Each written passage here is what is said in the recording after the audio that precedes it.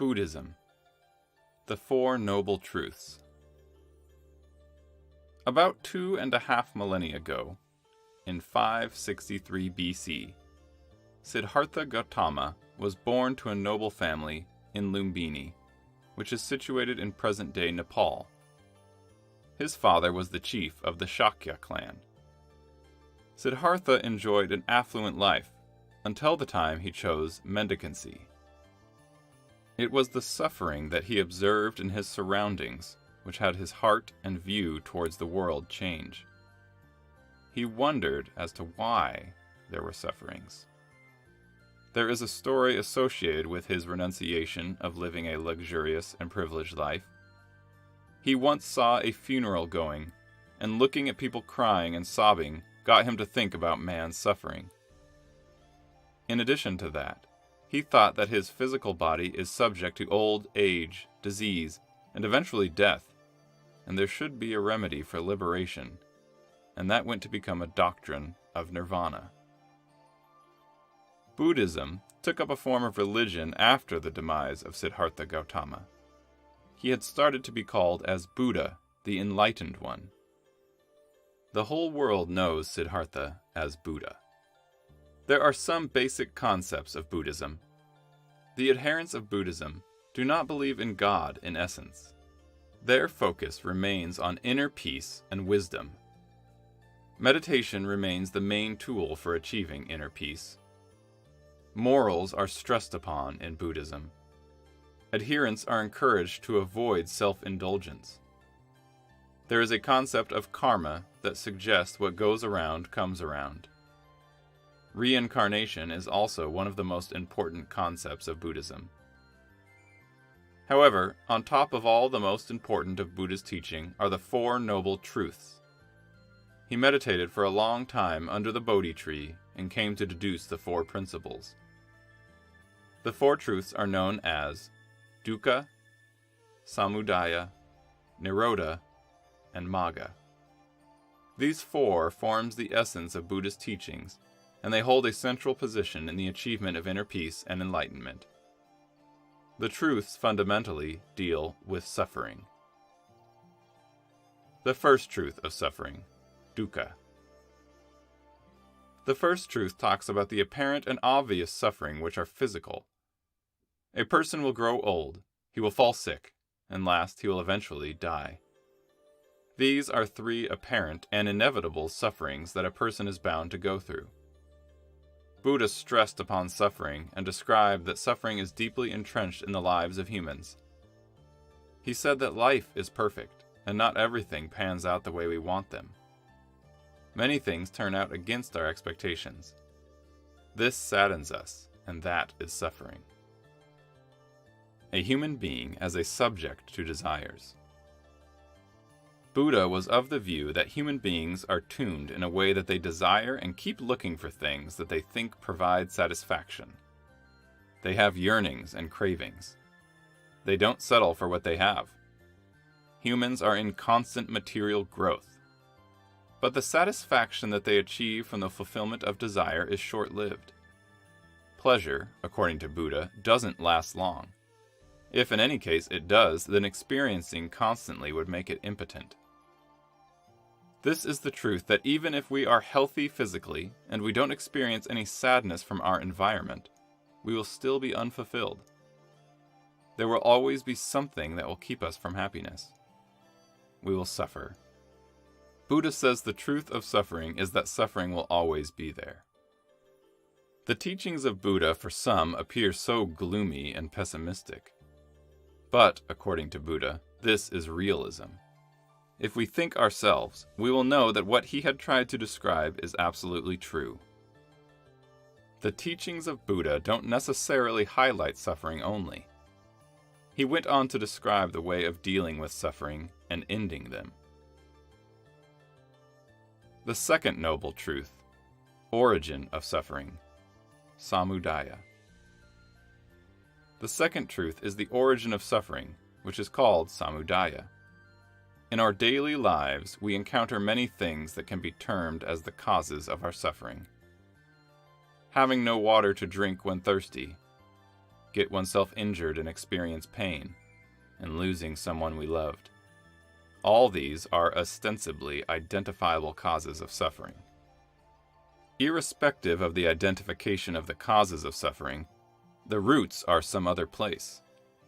The roots of the causes of suffering are deep.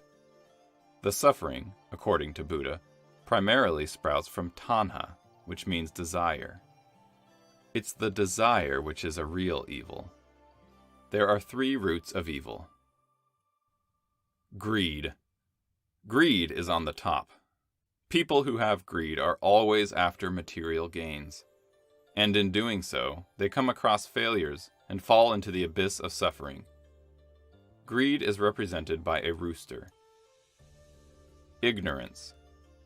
People are ignorant and are in disbelief. The disbelief that having all material will help them achieve satisfaction and happiness thereafter. Ignorance is represented by a pig. Hatred. Hatred is the 3rd root of evil. People tend to get jealous of others, especially when they see the things others have which they yearn for. Hatred kills them from inside, and it is represented by a snake. There is another term called chanda. This also deals with desires, but with the good ones, like the desire for enlightenment and knowledge. Such desires are appreciated as opposed to tanha, which is the evil desires. The Fire Sermon. Buddha, in his sermon, which is known as the Fire Sermon, spoke to over 1,000 bhikkhus, monks, and stressed upon the causes of suffering. He talked about the attachment to the recurring thoughts is the cause of suffering. In the present day, psychologists call the process of recurring thoughts as obsessions, which has its basis in depression. It is one of the common psychological disorders. The 3rd noble truth, cessation of suffering, Nirodha. The 3rd truth is the cessation of suffering, which is called as Nirodha in scriptures. Nirodha deals with dealing with the suffering and putting an end to them. Buddha believed that there is a possibility that one can be liberated from one's desires. In order for extinguishing the desires which are the main cause of suffering, nirvana comes into play. Nirvana. The meaning of nirvana is to extinguish. For achieving the stage of enlightenment, one has to follow a route. Nirvana is the way. Nirvana is extinguishing of desires and fire of 3 evils, greed, ignorance, and hatred. Without shunning them from the life, one doesn't qualify to reach enlightenment. Nirvana is a state in which a person doesn't feel negative desires. Rather, it is an attempt of keeping the negativity away from him. An adherent feels positive and utmost spiritual joy without any disturbing negativity. Such a statement of mind is a prerequisite for enlightenment, and through enlightenment, only a person shows compassion and sympathy to all. After a person who is enlightened dies, he is liberated from all the cycles of reincarnation. No definite answers are available as to what happens to a person who is liberated from cycles of rebirth. Buddha warned those who asked the questions and encouraged them to focus on the present and the nirvana. He suggested not to get fussy and pedantic by asking questions. The 4th noble truth, the path to the cessation of suffering, Magga. The 3rd that talks about the cessation of suffering, the 4th noble truth, which path will lead towards achieving the objective of cessation of suffering. The 4th truth is called Magga. Magga is a set of principles and rules which will help in the termination of suffering from the life of an adherent. There are 8 factors and steps which rely on each other and help a person achieve his objective. The Eightfold Path is also known as the moderate or middle way. It takes a middle approach. Understanding. Right understanding in scriptures is called samaditthi. Samaditthi is critically analyzing the teachings of Buddha and following after understanding.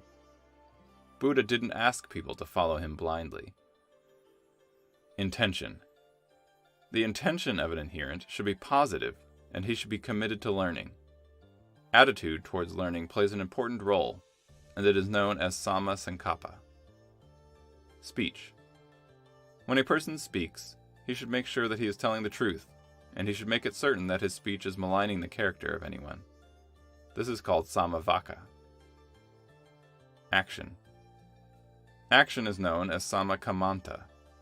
This means the actions of a person should be peaceful, and he should forge a peaceful and harmonious relationship with all. A person should remain warned of misdemeanors. Livelihood.